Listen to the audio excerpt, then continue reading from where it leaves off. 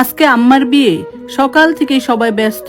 নানা নানি খালা সবাই যার যার মতো কাজ নিয়ে ছুটাছুটি করছে।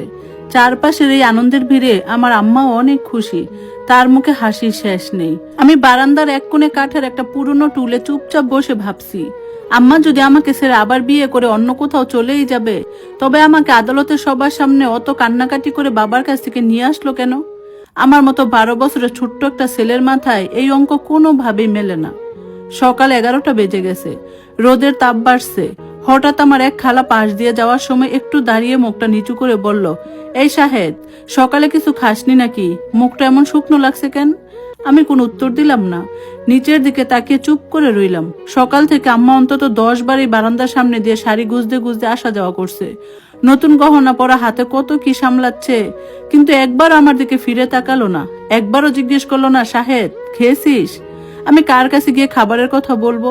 যার উপর ভরসা করার কথা, সেই আম্মাই যখন কিছু জিজ্ঞেস করছে না, তখন অন্যদের কথা তো বাদই দিলাম।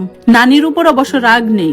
নানি যদি আজ কাজ নিয়ে অস্থির না থাকতেন, নির্ঘাত এসে ভাত দিত, সেটা আমি জানি। গলার ভেতরটা কেমন যেন আটকে আসছে। আম্মার উপর ভিড় করে আসা অভিমানের চোখের কোন দুটো ভিজে উঠলো। আম্মা যদি আমাকে এভাবে পর করে দেবে, তবে কেন সেদিন অত নাটক করে আব্বার কাছ থেকে আমাকে আলাদা করলো?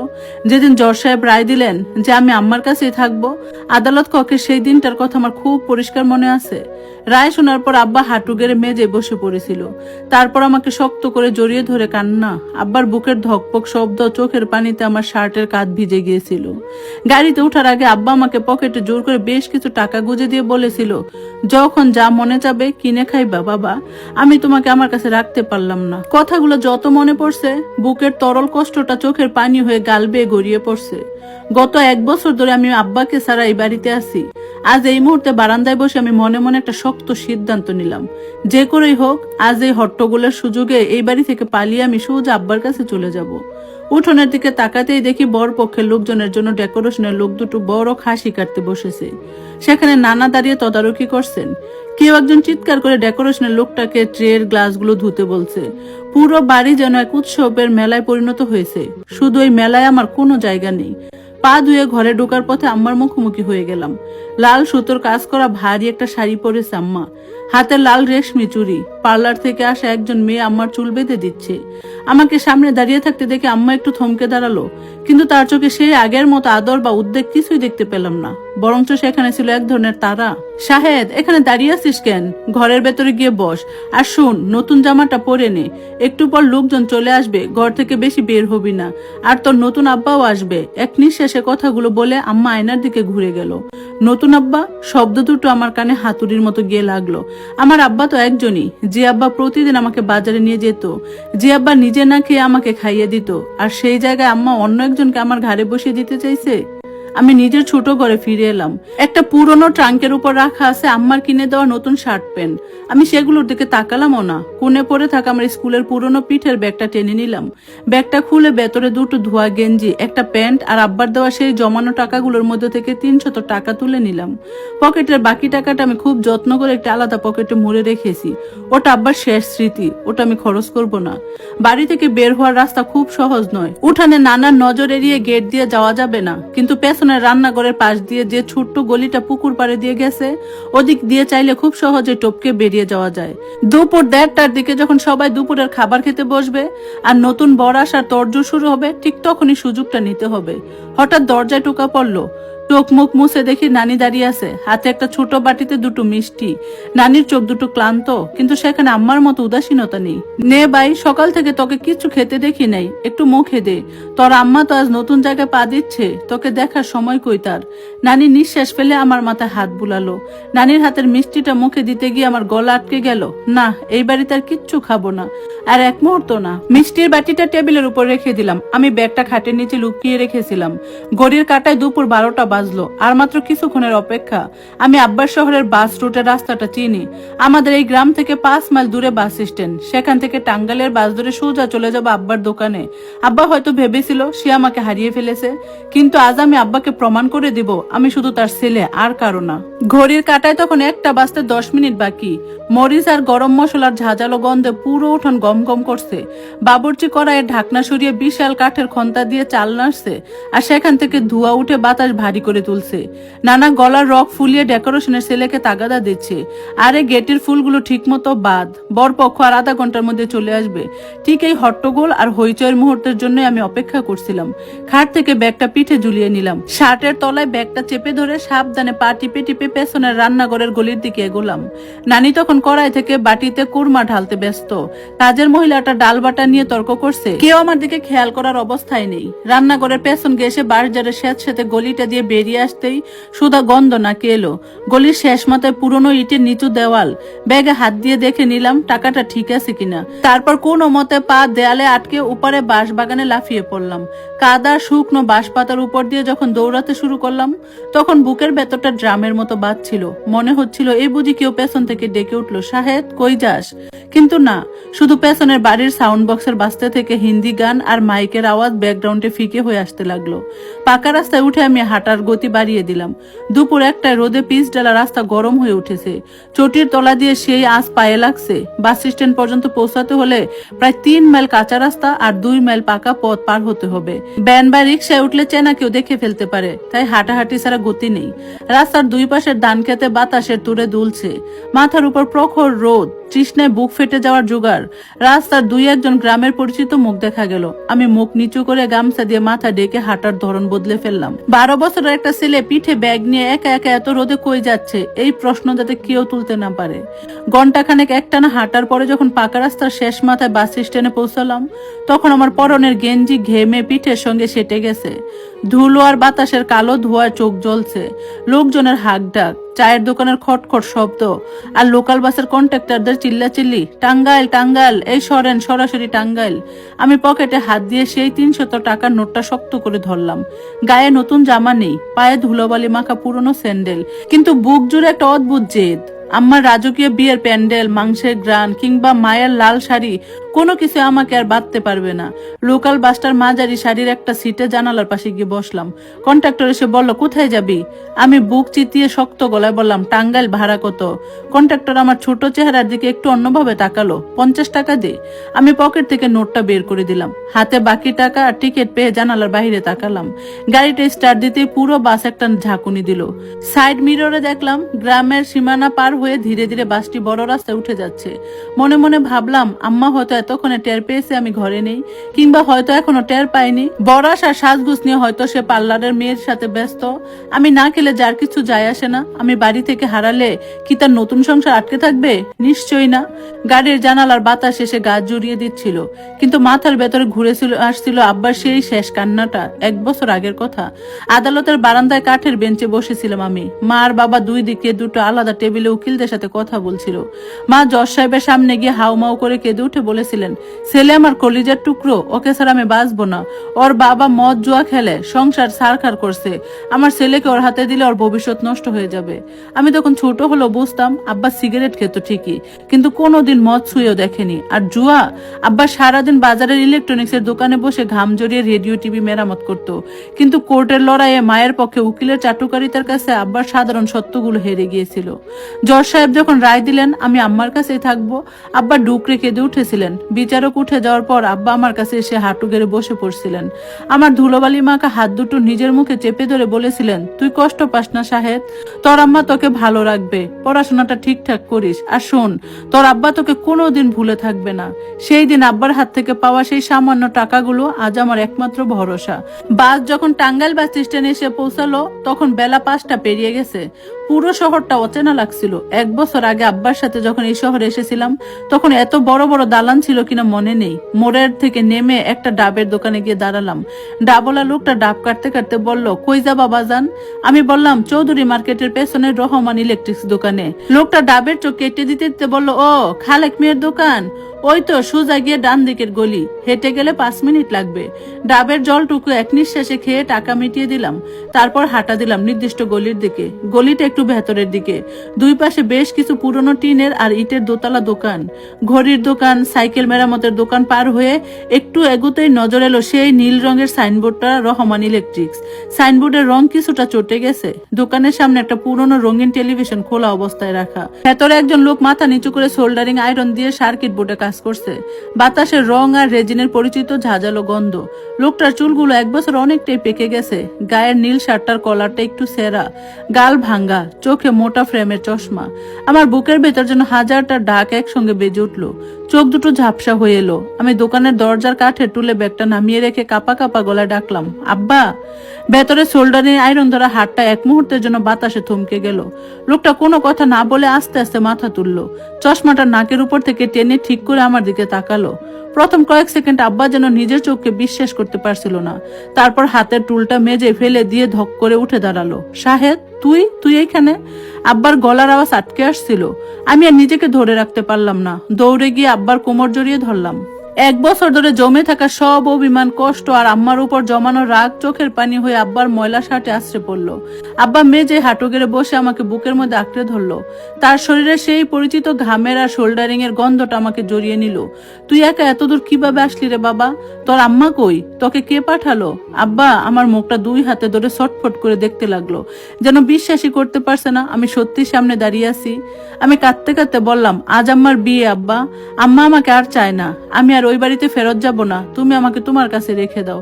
আমি তোমার দোকানে কাজ করব, তাও ওই বাড়িতে আর কোনোদিন যাব না। আব্বার হাত দুটো থর থর করে কাঁপতে লাগলো। আমার কথাগুলো শুনে তার চোখের কোণ দিয়ে গড়িয়ে পড়া পানি এসে পড়লো আমার কপালে। শহরের এই গিঞ্জি গলির ছোট্ট একটা ইলেকট্রিসিটির দোকানে তখন দুজন নিঃসঙ্গ মানুষ একে অপরের শক্ত করে জড়িয়ে ধরছিল, যাদের হারিয়ে যাওয়ার মতো আর কিছুই অবশিষ্ট ছিল না। আব্বার বুকের উত্তাপ আর পরিচিত ঘামের গন্ধে আমার সারাদিনের ক্লান্তি আর কষ্টগুলো যেন এক লহমায় ধুয়ে মুছে যাচ্ছিল। কিন্তু আব্বার শরীরটা 1 বছরের মধ্যে ভীষণ শুকিয়ে গেছে। চোখের চশমাটা বারবার ঠিক করতে করতে আব্বা আমার মাথার চুলে হাত বুলাচ্ছিল।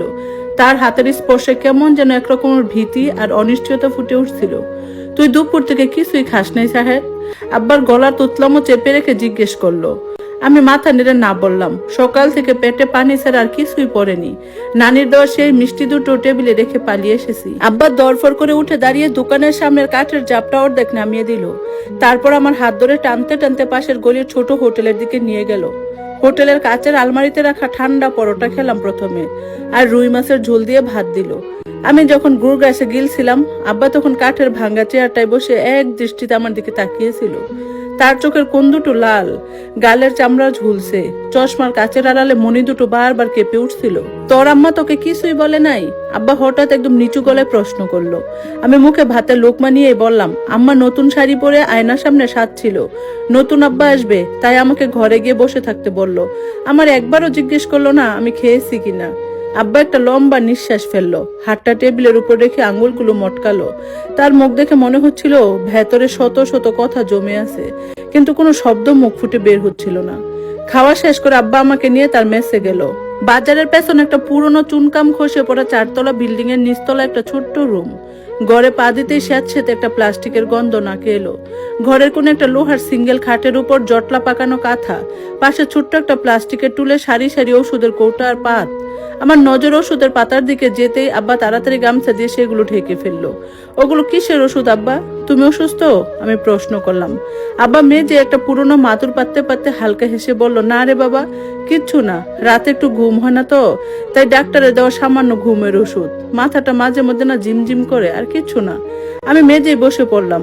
1 বছর আগের আব্বা আর আজকের আব্বার মধ্যে আকাশ পাতাল তফাৎ। মা তো কোর্টে বলল আব্বা মদ জুয়ায় শেষ হয়ে গেছে, কিন্তু এখানে এসে দেখি আব্বা আসলে নিজের একাকিত্বের কাছে হার মেনে নিজের শরীরটাকে শেষ করে ফেলেছে। আমাকে হারিয়ে এই নিঃসঙ্গ ঘরে আব্বা কিভাবে রাত পার করতেছে, এই ওষুধের পাতাগুলি তার সাক্ষী। ঠিক তখনই আব্বার পকেটে থাকা পুরনো বাটন ফোনটা বিকট শব্দে বেজে উঠলো। ঘরের নীরবতা ভেঙে রিংটনটা যেন হাতুড়ির মতো বাজলো। আব্বা পকেট থেকে ফোনটা বের করে স্ক্রিনের দিকে তাকালো। তার মুখে রঙের পরিবর্তনটা আমি পরিষ্কার দেখতে পেলাম। গায়ের চামড়া টান টান হয়ে গেল, কপালে চিন্তার ভাঁজ গভীর হলো। কার ফোন আব্বা? আমি কিছুটা ভয় পেয়ে জিজ্ঞেস করলাম। আব্বা কোনো কথা না বলে ফোনের সবুজ বোতামটা চেপে কানে ধরলো। লাউড স্পিকার অন না থাকলেও ঘরের নিস্তব্ধতায় উপাসের চেনা চিৎকারটা স্পষ্ট শোনা যাচ্ছিল। আম্মার গলা, কিন্তু সেই গলায় তীব্র রাগ আর আশঙ্কায় ভরা। খালেক, শাহেদ কি তোমার কাছে গেছে? সত্যি করে বলো, আজ আমার বিয়ের দিনে তুমি আমার ছেলেকে লুকিয়ে চুরি করে আমাকে বিপদে ফেলার ধান্দা করছো? আম্মার এই অভিযোগ শুনে আব্বার হাতটা কেঁপে উঠলো। আব্বা শান্ত গলায় বলল, শাহেদ একা হেঁটে হেঁটে এত দূর চলে এসেছে সুফিয়া। সে সারাদিন কিচ্ছু খায় নাই, পেটে খিদে নিয়ে আমার দোকানে এসে হাজির হয়েছে। মিথ্যা কথা বলবা না। ওপাশ থেকে আম্মা এক প্রকার গর্জে উঠলো, 12 বছরের একটা ছেলে একা একা টাঙ্গাইল চলে যেতে পারে? তুমি তাকে বুদ্ধি দিয়েছো। তার নানি তাকে ঘরে দেখতে না পেয়ে সারা গ্রাম খোঁজাখুঁজি করছে, বর পক্ষের লোক চলে এসেছে, আর আমার ছেলে নাকি নিখোঁজ। তুমি জেনে শুনে আমার জীবনটা তছনছ করতে চাও, তাই না? আমি আর সহ্য করতে না পেরে আব্বার হাত থেকে ফোনটা একরকম ছিনিয়ে নিলাম, মুখের কাছে নিয়ে চিৎকার করে বললাম, আম্মা, আব্বা আমাকে ডাকে নাই, আমি নিজে আসছি। তুমি তো তোমার নতুন বর নিয়ে ব্যস্ত ছিলে, আমার দিকে একবারও তাকাও নাই। আমি আর কোনোদিন ওই বাড়িতে ফেরত যাব না, আমি আব্বার কাছেই থাকবো। ওপাশ থেকে আম্মা কয়েক সেকেন্ড চুপ হয়ে গেল, হয়তো আমার এই সোজা কথাগুলোর জন্য সে তৈরি ছিল না। তারপর স্বর কিছুটা নরম করে হুমকি দিয়ে বলল, শাহেদ, তুই ছোট মানুষ, তুই বুঝবি না, তুই এখনই চলে আয়। কোর্টের রায় অনুযায়ী তুই আমার কাছে থাকবি। তোর বাবা যদি তোকে জোর করে রাখে তবে আমি কাল সকালে পুলিশ নিয়ে যাব। চিৎকার করে বলল খালেক, তুমি কিন্তু ভালো করে জানো কোর্টের কাগজ আমার পক্ষে, পুলিশ আসলে তোমার অবস্থা খারাপ হয়ে যাবে। কলটা খট করে কেটে গেল। ফোনটা আমার হাত থেকে নামিয়ে রাখার পর ঘরে আবার সেই নিথর নীরবতা নেমে এলো। আব্বা মেজে মাথা নিচু করে বসে রইল, তার হাত দুটো হাতটু জড়িয়ে ধরলো। আমি আব্বার কাছে ঘেসে বসলাম। আব্বা, পুলিশ আসলে তুমি আমাকে দিয়ে দিবে? আমি তো আম্মার কাছে যেতে চাই না। তুমি আবার জজ সাহেবকে বলো না আমি তোমার কাছে থাকতে চাই। আব্বা মাথা তুলে আমার দিকে তাকালো, তার চোখে জল। আমাকে জড়িয়ে ধরে মাথায় হাত বুলাতে বুলাতে বলল, কোর্টের আইন বড় কঠিন রে শাহেদ, জজ সাহেবের কাছে কাগজের দাম বেশি, বাপের কান্নার কোনো দাম নাই। কিন্তু আমি তোকে আর অনাথ হতে দেব না। আব্বা গামছা দিয়ে চোখ মুখ মুছে শক্ত করে দাঁড়ালো। টুলের উপর থেকে একটা খাতা আর কিছু আইনি কাগজ বের করলো, সেগুলো সে 1 বছর ধরে সযত্নে আগলে রাখছে।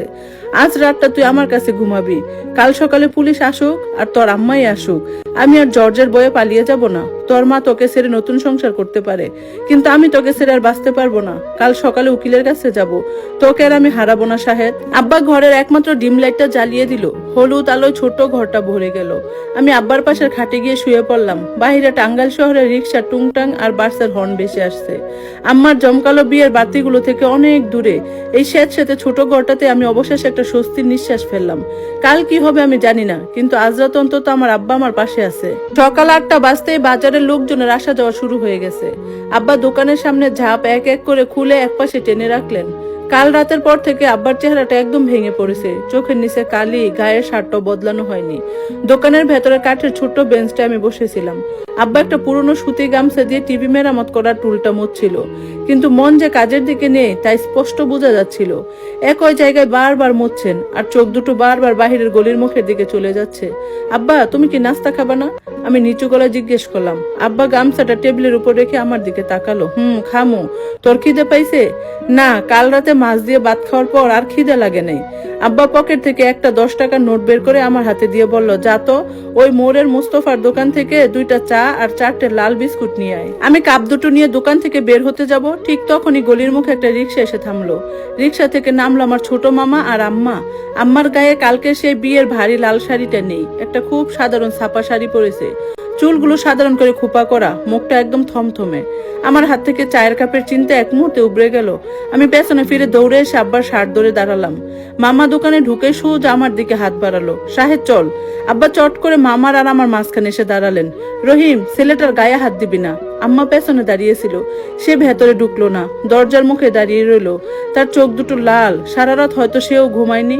আম্মা কোনো রকম চিল্লাচিল্লি করলো না, কিন্তু তার গলার আওয়াজটা অসম্ভব ঠান্ডা আর শক্ত শোনালো। খালেক, কাল সারা রাত আমার বাড়িতে কি গেছে তুমি জানো?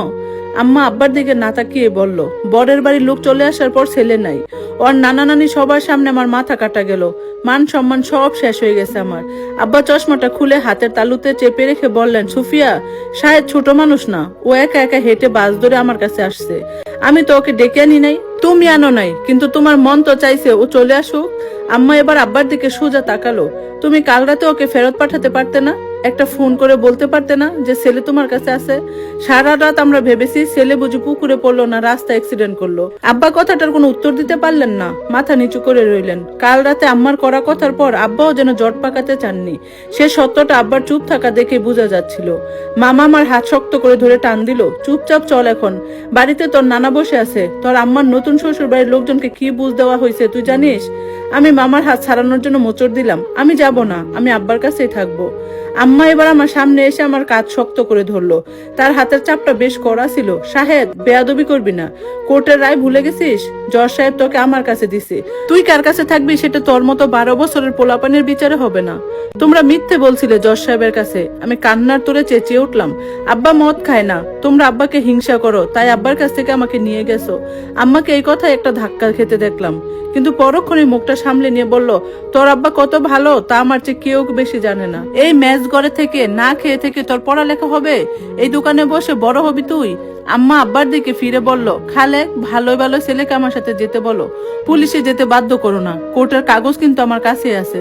পুলিশ আসলে তোমার এই দোকান বন্ধ হয়ে যাবে, জেলে যেতে হবে। আব্বার দিকে তাকালাম। আব্বা মেজের দিকে তাকিয়ে নিঃশ্বাস ফেলছিল। তার গায়ে শার্টের কলারটা বাতাসে সামান্য উঠছিল। আব্বা ভালো করে জানতেন আম্মা যা বলছে তা সত্যি। আইনের কাছে এই সামান্য ভাঙ্গা দোকানের কোনো দাম নেই। তার চেয়েও বড় কথা, পুলিশ আসলে আব্বার এত বছরে জমানো সম্মানটুকু এই বাজারে ধুলোয় মিশে যাবে। আব্বা ধীরে ধীরে হাঁটু মুড়ে আমার সামনে বসলেন। তার দুটো হাত আমার দুই গালে রাখলেন। হাত দুটো খুব ঠান্ডা ছিল। শাহেদ, আব্বার গলাটা কেঁপে উঠলো, তুই তোর আম্মার সাথে যা বাবা। আমি থমকে গেলাম। আব্বা, তুমিও আমাকে চলে যেতে বলছো? না রে বাবা। আব্বা চোখ বন্ধ করে ফেললেন। এক ফোঁটা পানি গাল বেয়ে নেমে এলো। তুই এখানে থাকলে তোর আম্মা পুলিশ আনবে, আমার জেল হবে, দোকান বন্ধ হয়ে যাবে। তুই আম্মার কাছে যা, খাওয়া দাওয়া ঠিক মতো করিস। কালকে যে টাকাগুলো দিয়েছিলাম সেগুলো রাখিস। আমি উকিল সাহেবের কাছে যাব, আবার তোকে আমি ঠিকই নিয়ে আসবো।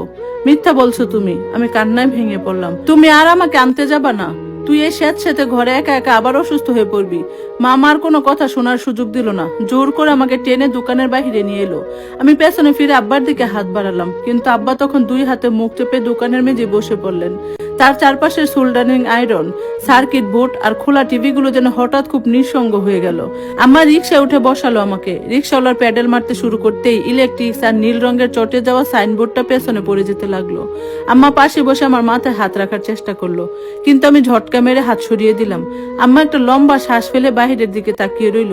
রিক্সার চাকার ধুলো উঠছিল। আমি পকেটে হাত দিয়ে আব্বার দেওয়া সেই জমানো টাকায় মোড়ানো প্যাকেটটা শক্ত করে ধরে রাখলাম। বাস থেকে নেমে আবার গ্রামের কাঁচা রাস্তায় ঢুকছিল। তখন আমার মনে হচ্ছিল বাবার সাথে আমার এই বিচ্ছেদ হয়তো খুব সহজে শেষ হওয়ার নয়, কিন্তু আব্বা যে কথা দিয়ে পাঠালো সে কি কথা রাখবে? আমি জানি একদিন না একদিন আব্বা আমাকে ঠিকই এই পথে ধরে ফিরিয়ে নিয়ে যাবে। ধন্যবাদ সবাইকে এতক্ষণ গল্পটা শোনার জন্য। গল্পটা কেমন লাগলো কমেন্টস করে জানাবেন। আর ইনশাল্লাহ খুব দ্রুত বাক্যাংশ শেয়ার করবো। আজকের মতো আল্লাহ হাফেজ।